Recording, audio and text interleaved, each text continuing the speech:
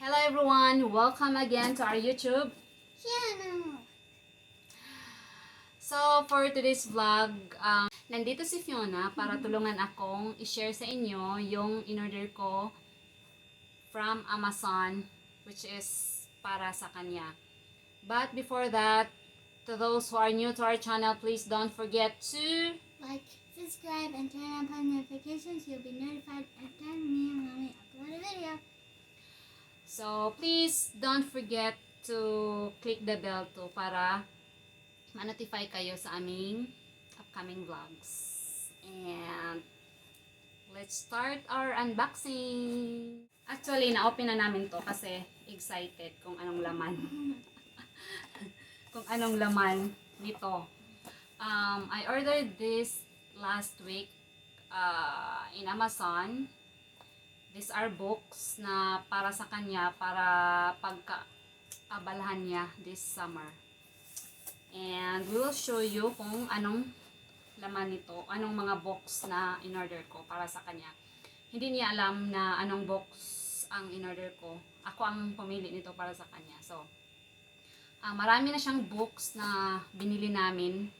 Pero yung mga gusto niya is yung mga storytelling. Tapos, dali lang niyang basahin 1 hour.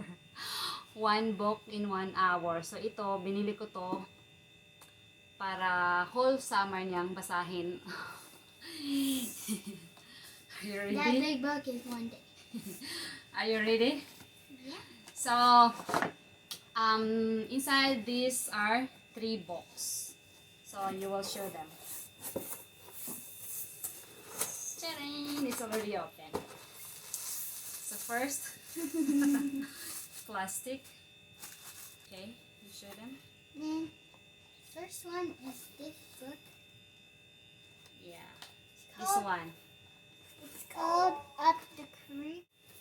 So, first na in-order ko for her is Up the Creek. This is the story about like when 4 friends went to the creek for a trip. Tapos, may nangyari. Tapos, it's like surviving. So, pinili ko to para sa kanya kasi gusto niya ng mga storytelling. So, yep. And all of these books are for her age too. So, yes. And this one cost $9.99.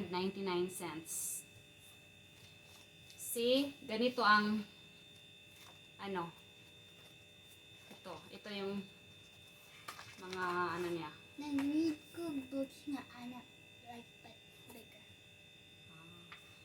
Like this. So, did you finish it at school? So, this is the first that I chose for her. And, next. Is difficult riddles, which is actually really difficult. Yeah, These are 300. the riddles. This.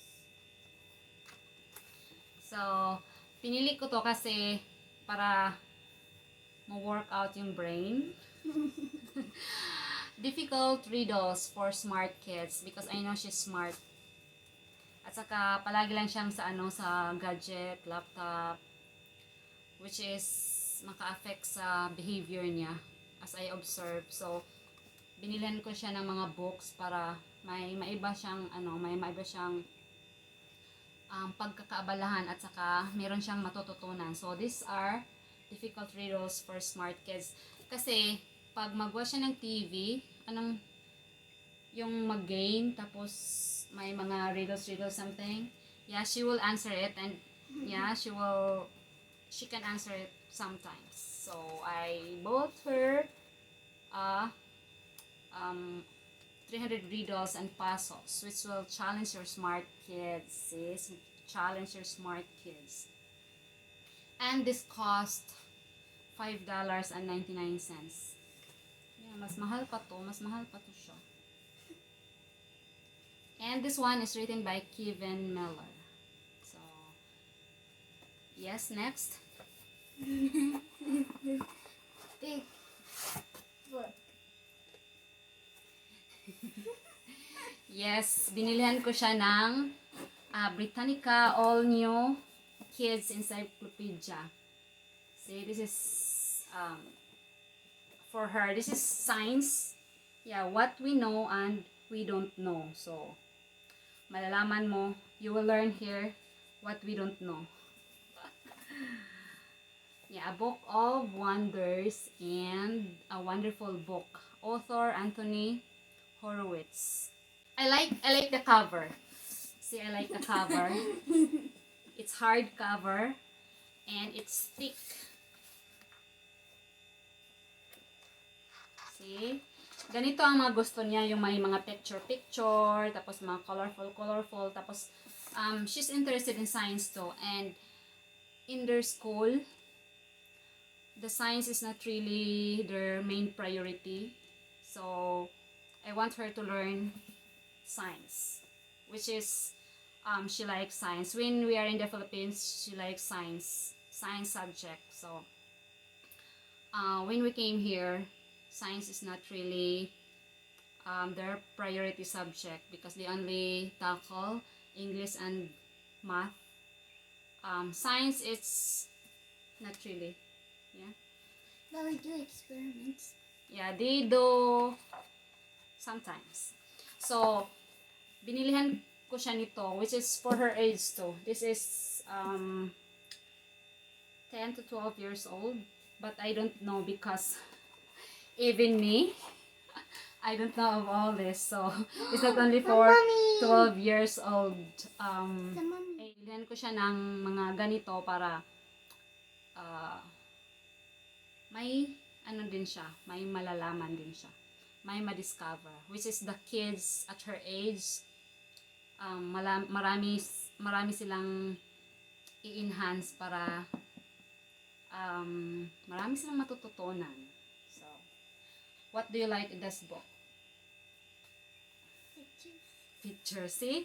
She likes this because of the pictures. She likes these books because of the pictures. And this cost $30. But they are on sale, so I just got it for $17.99. So malaking savings. I saved like $12 in 1 cent. This is thick book. Hopefully this will last like a summer. But I am still searching for other books like math books. So naglis nga ng ilong. Yes, and yeah, that's all I got for her. Order online and Amazon.